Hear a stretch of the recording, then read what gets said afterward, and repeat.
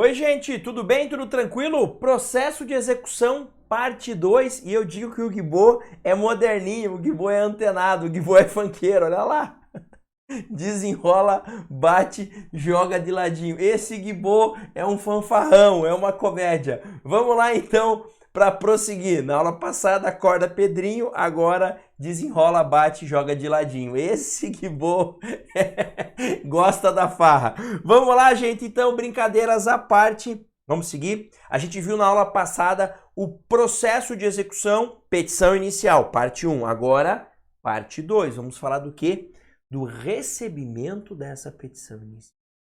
O juiz recebe a petição inicial, chegou no gabinete dele. O que vai acontecer, professor? Vamos lá. Análise dos requisitos e possibilidade de correção no prazo de 15 dias. Essa correção aqui, vamos lembrar, tem um nome específico, emenda. Então imagine o seguinte, você fez uma petição inicial de execução, mas não colocou o valor da causa, não trouxe a planilha, não trouxe o título, ou seja, faltou requisito. O juiz faz o quê? Intime-se o credor, o exequente, o autor, para emendar num prazo de 15 dias, sob pena de indeferimento da inicial. Beleza? Tá? É possível também indeferir? Sim, nas hipóteses que a lei prevê. Por exemplo, quando o cara não emenda a inicial, ou quando não tem como corrigir essa inicial, ele está iniciando ali uma execução contra quem não é parte, o título executivo tem alguém como devedor, ele está iniciando contra outra pessoa, o juiz entende que a parte é ilegítima, vai indeferir também, tá? Agora, isso não é o comum. O comum é você fazer um processo de execução, uma petição inicial certinha, redondinha, em termos que a gente chama, e por essa razão o juiz defere a petição inicial, tá? Então, ele vai deferir. Prof, o que significa deferir?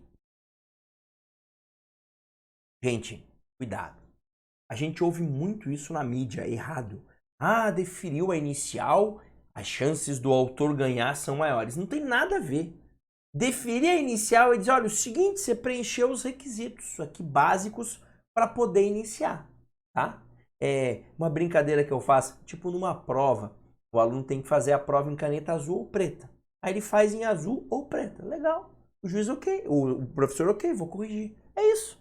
Quer dizer que ele vai acertar? Não, quer dizer que ele está em condições de ter a prova dele corrigida. Quer dizer que ele está em condições aqui, se a inicial for deferida, de ter o prosseguimento da execução. Legal? Beleza. Além disso, quando o juiz diz assim, cite-se o réu para pagamento no prazo de 3 dias, ele fixa de plano honorários de advogado. E eu, que também sou advogado, gosto. Quanto? 10%. Então, ele fixa honorários de 10%, tá? Honorários de advogado. Quem vai pagar? O devedor. Então, eu cito o réu e digo, cite-se o réu para pagamento do valor total, fixo honorários em 10%, tá? Estes honorários são de 10? Sim. Pode ser menos? Não. A fixação do juiz tem que ser 10 nesse momento aqui. Mas já adianto, isso pode subir, pode majorar? Pode, tá? Se a outra parte apresentar aquilo que a gente chama de embargos de execução, vai ter aula disso aqui no canal, calma, não fica nervoso, vai ter. E forem improcedentes, o cara perder esses embargos, ou o juiz entender que lá no final da execução ele fala, puta, deu muito trabalho para esse credor cobrar, hein? Vou majorar os honorários de 10 para 12, para 15, para 18, até 20 é o limite, tá? E vai ter uma aula aqui que eu vou te contar também. Esses honorários podem cair pela metade quando o devedor paga dentro do prazo. Mas isso é assunto para um outro momento. Então, para agora, o juiz recebe a inicial, ela está ok, está joinha, o que ele faz? Desenrola e... Não, ele não desenrola nada. Ele determina a citação do réu e fixa honorários em 10%. Beleza? É isso que você precisa entender, tá? Aí, tem algumas situações interessantes aqui que são as seguintes. Quando o juiz defere a inicial do processo de execução, ele está dizendo assim, eu estou deferindo, então essa execução está ok, vai prosseguir a princípio. Legal. olha as possibilidades que abre, tá? Olha o que eu coloco ali, ó. Com a admissão da execução pelo magistrado, o credor poderá obter certidão a fim de averbar nos registros competentes.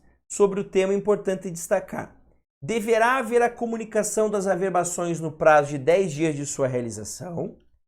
Havendo penhora de bens suficiente para cobrir a dívida, os bens que não foram penhorados deverão ter canceladas as averbações no prazo de 10 dias. E aí, ó, a responsabilidade pelo cancelamento do exequente, sob pena de indenizar a parte contrária, e essa indenização também existe no caso de averbação indevida, e os bens alienados ou onerados após a averbação presume-se em fraude de execução. Senhor, eu não entendi nada. Calma que eu vou te explicar, por isso que eu estou aqui. Se você entendesse tudo que está escrito aqui, eu não teria função. Então que bom que você não entendeu, mas você vai entender agora. Iniciei a minha execução. João é o devedor. Pau, fui lá, iniciei a execução, petição inicial, assisti a aula do professor Guilherme, fiz a petição inicial, bacana, papapá. O juiz defere. Quando ele defere, eu posso ir lá no cartório e falar: ô cartório, seguinte, me dá uma certidão de que existe um processo de execução contra o João para cobrar esse valor de dívida, ok? Ok.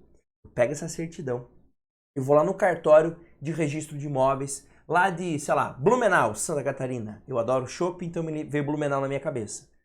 Por quê? Porque eu sei que ele tem um terreno em Blumenau. Eu posso ir lá no registro de imóveis de Blumenau e falar: ó, tá vendo aqui? Eu quero que averbe essa certidão na matrícula desse imóvel, desse terreno. Porque se alguém comprar esse terreno um dia, vai ver que esse terreno pode responder por essa dívida, porque eu fiz a averbação. E se for vendido esse terreno depois dessa averbação, isso é considerado fraude de execução. Por quê? Porque presume-se que esse cara fez isso, fez essa venda justamente para não me pagar, tá? Agora, professor, eu averbei lá em Blumenau. Veio o devedor aqui e pagou a dívida. Eu tenho que levantar aquilo lá. Eu, exequente, tiro aquela averbação. Se não tirar, posso ser responsabilizado por eventuais danos que eu causei ao devedor. Ou veio o devedor e ofereceu outros bens à penhora, e outros bens à penhora foram penhorados. Opa, penhorei aqui um carro em Curitiba, e esse carro é suficiente para pagar a dívida. Legal, eu tenho que levantar aquela averbação lá, retirar aquela averbação. Se eu não fizer isso, acontece o quê? Posso ser responsabilizado, tá? Por isso aí também, e tenho que indenizar o devedor. Beleza? É isso que eu tinha para te falar nessa aula. Aula um pouquinho mais curta, mas relaxa. Breve, muito em breve, tem a parte 3, onde a gente vai continuar falando da nossa execução, tá? E aí eu vou te contar o quê? Eu vou te contar sobre a citação do executado. Como é que funciona? Ele é citado para quê? O que vai acontecer? A gente vai ver todo o processo de execução aqui. Legal? É isso, gente. Um beijão, bons estudos e segue aí a dica do Gui Bo, tá bom? Valeu, um abração e até mais.